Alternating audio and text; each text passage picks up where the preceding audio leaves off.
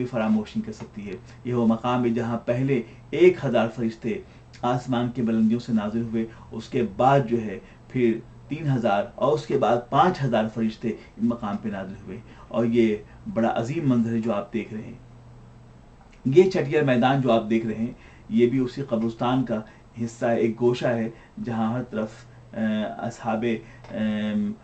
دعوت و عزیمت اور اللہ کے نبی صلی اللہ علیہ وسلم کے مقدس جانثار آرام فرما ہے۔ اس میں بے شمار قبریں جو ہیں اس بدر کی آبادیوں میں جو افراد ہیں وہاں کی ہیں، اور اس سے باہر بھی جو لوگ وقتاً فوقتاً لا کر یہاں اپنے مرحومین کو اور اپنے مردوں کو یہاں دفن کرتے ہیں۔ حضرات محترم، یہ بڑی خاص توجہ کی بات ہے کہ یہاں پر جو باؤنڈری ہے جو آپ نے دیکھا اس کے سامنے جو پہاڑی ہے وہ پہاڑی وہی ہے جہاں کے فرشتے نازل ہوئے، اور اس قبرستان سے متصل اس باؤنڈری کے پیچھے جو آپ دیکھ رہے ہیں یہ وہاں کے مقامی لوگوں کی آبادیاں ہیں، یہ وہاں کے مکانات ہیں۔ کیسے خوش نصیب یہ لوگ ہیں جو اصحاب بدر کے پہلو میں یہ آرام فرما ہے۔ اور اس کے ساتھ ساتھ یہ پتھر گواہ ہے اس بات پر کہ اس مقدس مقام پر اہل حق نے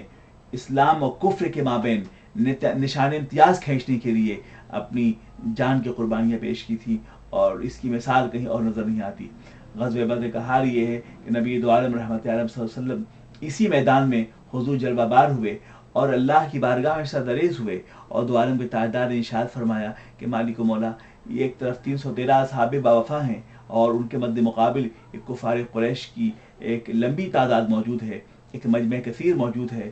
اے اللہ، اگر یہ آج 313 یا اصحاب باوفا مٹ گئے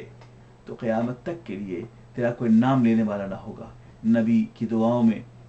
ان کی التجاؤں میں کتنا درد رہا ہوگا آپ محسوس کر سکتے ہیں کہ پیغمبر ہی یہ بول سکتا ہے، اور اس کا منصب ہی اسے بلوا سکتا ہے اس بات کو کہ اب اس کے بعد اگر یہ 313 اصحاب باوفا مٹ گئے تو قیامت کی صبح تک تیرا کوئی نام لینے والا نہ ہوگا۔ پیغمبر گرامی وقار کی دعا قبول ہوئی، اور حضرت فاروق اعظم فرماتے ہیں کہ نبی رحمت صلی اللہ علیہ وسلم نے جب اس قدر رقت آمیز انداز سے حضور نے دعا فرمائی کہ سرکار کی چادر اتھر جو ہے ان کے دوشالے ان کے کاندھے مبارک سے ڈھل کر گرنے والا تھا کہ حضرت ابوبکر صدیق رضی اللہ تعالیٰ عنہ نے اسے سنبھال لیا، تو آپ اندازہ کرتے ہیں کہ سرور کائنات صلی اللہ علیہ وسلم کے چشمان مبارک سے جو بہتے ہوئے آنسو تھے وہ اللہ کی بارگاہ میں قبول ہوئے، اور پھر اسلام کی عظیم فتح و کامرانی کے باب کا آغاز ہوا کہ آپ نے دیکھا کہ قریش مکہ نے اسی میدان میں، یہ جو آپ دیکھ رہے ہیں پتھر، یہ بلندی کا مقام ہے جہاں قریش مکہ نے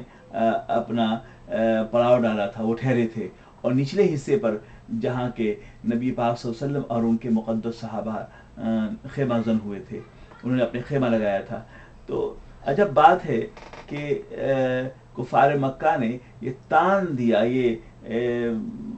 انہوں نے تانا دیا کہ عجب بات ہے کہ جن کے پہلو میں یہ صحابہ ہیں اس نبی محترم پہ ایمان لائے ہوئے ہیں تو انہیں پینے کا پانی نصیب نہیں ہے، اور ہم لوگ اس بلندی پہ ہیں، یہاں پانی بھی قریب ہے۔ تو آپ نے دیکھا کہ اس رات شدید بارش ہوئی ہے، اور اتنی بارش ہوئی کہ پانی ڈھل کر نیچے پہنچا، اور تمام گڈھوں میں پانی بھر گئے، اور نبی پاک صلی اللہ علیہ وسلم کے صحابہ کرام جو جانور لے کر آئے تھے، جو اونٹ لے کر آئے تھے، انہوں نے اس سے باضابطہ اپنی پیاس کو بجھایا، اور اس کے ساتھ ساتھ جو بلند مقامات پر، جو بلند پتھروں پہ جیسے کہ آپ دیکھ رہے ہیں وہاں جو کفار مشرکین ٹھہرے ہوئے تھے وہاں پانی کا کوئی قطرہ وہاں ٹھہر نہ سکا، اور وہ بغیر بن پیاسے وہ رہے، اور جن مقامات پہ وہ ٹھہرے ہوئے تھے وہاں پر جو ہے خالص مٹی تھی، تو بارش کی وجہ سے مٹی میں کیچڑ سی جم گئی، اور جہاں نبی پاک صلی اللہ علیہ وسلم کے صحابہ نیچلے کی طرف جو آپ ریتیلا میدان اس وقت دیکھ رہے ہیں یہاں وہ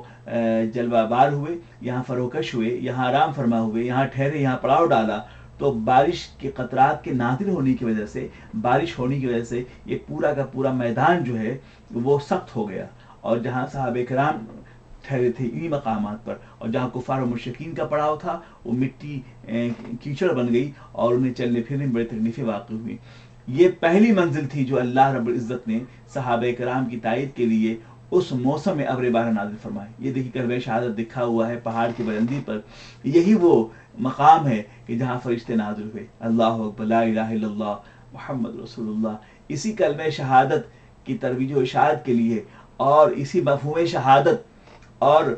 مفہوم الوہیت کو اور مفہوم منصب رسالت کو اتارنے کے لیے اللہ اکبر یہ جنگ ہوئی، اور آپ نے دیکھا کہ وہ کلمہ طیبہ کل بھی بلند تھا اور آج بھی بلند ہے، اور اس کی برکت سے یہ پہاڑوں کا کلیجہ کل بھی ہل رہا تھا اور آج بھی ہل رہا ہے۔ خدا کی قسم کیسے وہ اصحاب غیور تھے، وہ لوگ تھے کہ اللہ کی رحمتیں جب پہاڑوں پہ اترتی تو وہ ہل جاتی، لیکن